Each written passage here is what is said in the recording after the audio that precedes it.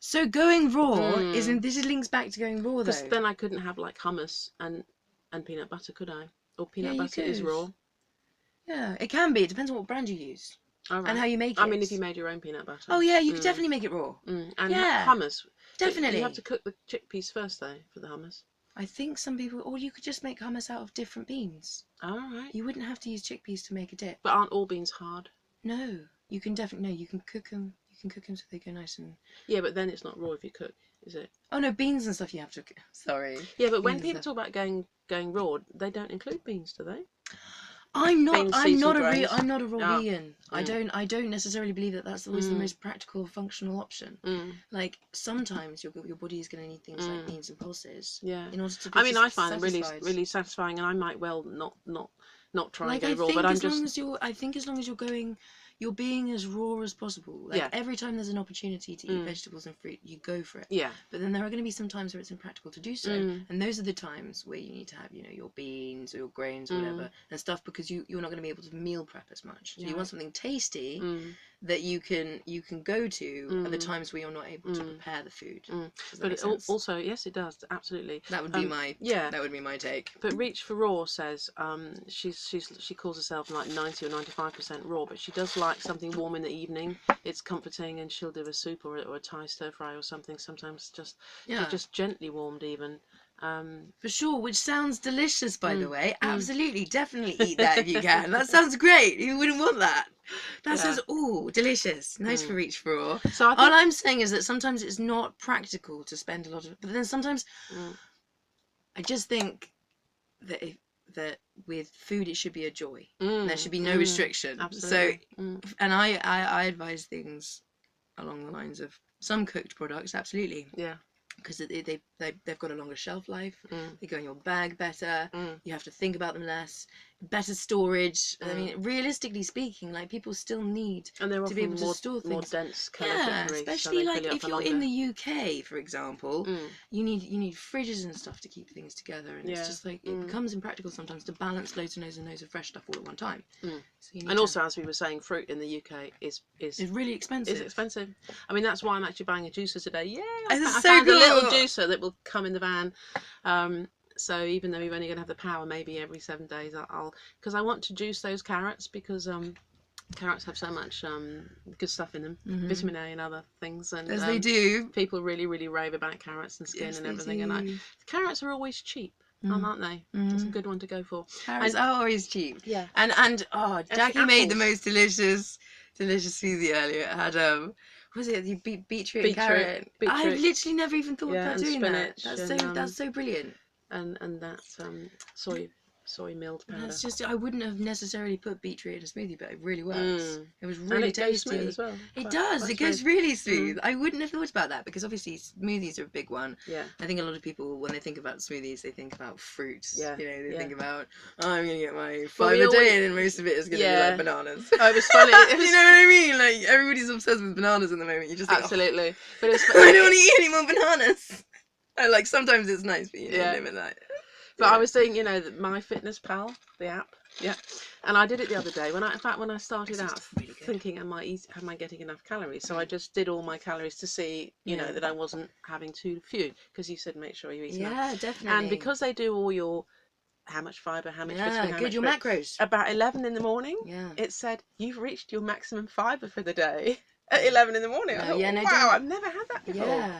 I've never ever, and that's this food style. I mean, at 11 in the morning, I had my recommended fibre for the whole day, and I've been doing My Fitness Pal for probably on and off for 8 years. Insides feel so good. I mean, the thing is about like you'll find is just whenever I, it's like the difference between food and real food. You just feel amazing on it. Honestly, it's like the difference between day and night. Yes. Having real food that you can put in your body, that your body can process. Yeah. And just absolutely understand. Yes.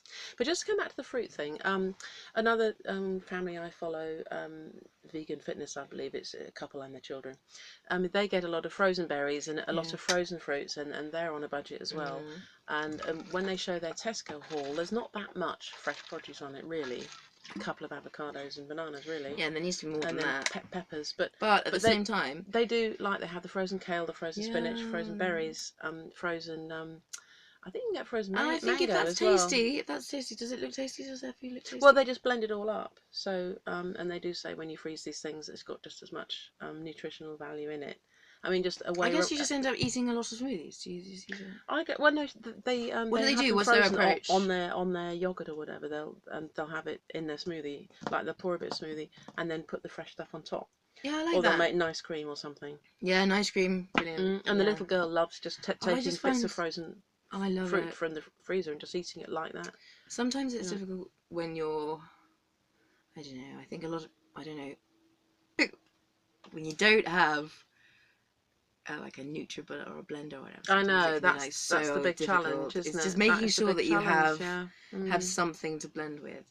I know, I know. It's so difficult. I mean, it's going to be interesting because we're going to have to improvise without that and have to chop things really small. And are you gonna have a heater? Are you gonna have something you can heat with? Oh yeah, we've got the cooker here. Yeah. So that's cool. Okay. So you've got the ability to melt things. Oh yeah. So for example, if you wanted to, you could make, say, have you got a freezer in here? Yes. Okay, so you could make, if you want like some freezer candy type things, so that you can eat things, because it's always nice to have things that you can snack on. Yeah. That you know, feel a bit cheeky, but actually are pretty good for you. Yeah, like that. Well, peanut butter fudge. So you can, what you can do is you can make frozen banana, like fridge. What would you call them? Fudges? Little circle things. Yeah, little circle banana things, and you can make them chocolate coated. Oh right. Yeah. But really healthy. Well, not really. I mean, you're still eating oil, but it's coconut oil. And so you make like a chocolate coating for your banana, which is really easy. You just melt some coconut oil, get some cocoa powder, some kind of sweetener of choice, whether it be, you know, agave or coconut sugar, anything that's not cane sugar, basically. And that mango puree, for example. Wouldn't work. Probably because you've got the processed sugar in there, which is going to make it's delicious, but it's just going to spike your blood sugar levels, so you just feel like you want more sugar later. It's one of those things where you don't really need it, because when you start making your own food, you find out that actually the other forms of sugar are way nicer, but they're not as cheap. So that's why they're not used in normal. You think, well, why won't they use the other nicer sweeteners? Because it saves money. It saves money to use cane sugar. You melt the coconut oil, you stir in some cacao or cocoa. Yep. And then some form of sweetener. Sorry, yes, that's thank you. And I mean, stevia I use as well. That's okay, isn't it? Yeah. And then that's it. And then what you do now, so you stir up the sauce and you get your banana chips. So you've already frozen them. You freeze your banana chips and then the chips pieces. Yeah, like pieces, and then you coat them, or you can just coat them straight up. You don't have to freeze them first. Coat them in the sauce, and then you just freeze them, and then it'll like ice creams. I'm not joking. They're like little Magnum ice cream pop things, but banana-y. And you can stick things like peanut butter in them. So you can blend up some peanut butter. Yeah, I mean, just things that, so you don't feel like you're missing out at any point. You mean you put the peanut butter on afterwards? No, during. So you can put the peanut butter on the banana. And then actually, no. You know what would be amazing is if you coated the banana in the coconut stuff, and then you froze that, and then you maybe put some more on top or mixed in. I don't know. You could play with it. You could play with it. I'm sure there are ways that you can incorporate the peanut butter into your banana. Or you could even like, there you go, you could put a little dab on top and then you could drizzle some of the stuff over it, so it goes in there, so it would freeze together, so you'd end up with like little banana peanut butter. I mean, I am in general trying, because the back of my mind is this whole, you know, weight loss, trying not to use too much cacao because that's going to be something mixed with something sweet, or peanut butter or the oily stuff, because that's the bit that's going to stop the weight loss, isn't it? No. There's the sweet treats. No, they're going to help your weight loss. They're going to help your weight loss in a big way. Seriously. That's where all the fun comes in. Because weight loss comes about as a result of really enjoying your food and preferring whatever food you're making to the alternatives. Now, the more fun you make your food, even if it means being a little bit naughty or whatever you'd consider, this is what sold me to this diet plan, definitely. Right. Okay. Yeah. So, thank you. So true. The whole fun idea is just so fun. It's not there in Weight Watchers. It's not there in Slimming World, and it's just so fun. It is, honestly. It's great. It's so good. So you can you can have things in your diet that you have made for yourself that seem like they should be a bit cheeky, but they're not, but they're really good for you. Like back in the day when I used to experience like huge cravings and binges and stuff, the thing is you can't binge out on healthy food. Like you can, but you will feel great afterwards. Like there's no chocolate downside. covered bananas, you could surely binge out on it. Yeah, you can, but at the same time, your body would ease up a bit as long as you were like, because you can't eat as long so as you many were bananas. mindful while you ate and you were enjoying yourself, and it wasn't as a way to get away from yourself. You were just enjoying the food that you created. But how often are people mindful when they binge eat? I mean, it isn't by definition. Yeah, no, but I mean, once you get past that, the vitamins are going to help.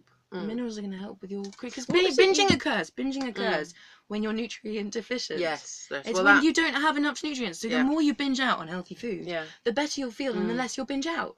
Because you're getting all the nutrients that you need into your body. Didn't you say there was a particular spice which helps against cravings? Could that be turmeric or cinnamon or something? Oh, I might have seen that on a YouTube thing. Yeah, I don't think I Well, did you find anything in your own journey that helped against cravings, or was it all just eating right? I mean, is there any pointers? I don't fight my cravings. I don't fight them. I just work with them. It's like you make friends with them, because it doesn't matter what your cravings are, and it doesn't really matter. You don't have to be harsh on yourself about what you eat. It's more about if you're craving something, say sweet or creamy or whatever, chances are it's because your body needs something. So you want something that's a bit fatty or a bit sweet, whatever. Like you can have that. That'll be the next thing that you eat. Oh right. Well, I have this whole listening to your body bit thing. Yeah. I mean, yesterday we walked past a really enjoying it. Really enjoying it. We walked past a pizza kebab place and I smelt a melting cheese, and for the first time in the 6 weeks I've been doing this, it gave me a pang. But I didn't actually want to some cheese replacements. No, but I didn't actually. I have found one which is really good. You know that free from in a little thing from Tesco's. Oh really? I'll get you some even. I should have brought you some vegan cheese. Which cheese do you like best? Oh my gosh. No, but like I said, it's the first time that I've had it. I generally I'm not really missing cheese, which really surprises me. This is it. But if you are, then there should be a point where you allow yourself to have replacements. I was going to say after I had that smelled it. That I actually didn't want to go and eat it. So that was nice. There you go. That's a nice smell, but I don't need it. That's even better because that means that you want it. There you go. Yeah. This is what I mean. I thought you were telling me about the... No. After that, I thought, that is a nice smell, but I did think about it, and it was absolutely unthinkable to to go and get a pizza or whatever. Yes. Yeah. Mind you, I had hot chips in my bag. Do you know what somebody said to me the other day? They said to me, one of my best friends, she said to me, Christy, what are you going when you go to France? Are you going to fall off the vegan bandwagon? I was like, that's a lovely question, because that to me is like asking, are you going to fall off the punching someone in the face bandwagon? Like, it just doesn't make any sense. It's not appealing. After a while, when you smell cheese, you're like, that smells nice, but I don't want that because I know what it's like to feel really good. And to feel energized and to feel like life is fun. Yeah, I don't know whether I thought if I eat that cheese it will make me feel bad. I just knew, I don't know, I just guess I knew that I wasn't eating cheese at the moment and I hadn't missed it. Yeah. Cheese makes people feel bad. Yeah. It does. It's an inflammatory. Oh, right. Inflammatory. Yeah. There's lots of really interesting research on milk and the effects that it has on the body. And I could sit here and try and do the sources justice and explain why it is that milk is terrible. But I think we'll do that another time. Point the direction of the research. And say this is the research that I got it from. Yes. Not try it. Felicity's interested. Not good for you though. In doing her own channel, possibly at some point, or blog, and wants to do it purely through the research. Yeah. Which I think is fantastic. Yeah. I think it's going to be science backed. I like things to be scientific. Absolutely. Great. Well, I think we'll wind that up now because we're going to listen to it to see if we can face putting it on. And I'm not sure, it was 20 minutes, so we're going to have to cut out a little bit. The beginning or the end, that's how low tech I am. I don't even know. The beginning or the end, I can't mix and match, so we'll watch it and we'll decide. Anyway, it was great to introduce you to my weight loss coach. Thank you. And great. So we'll talk again soon, probably. Bye.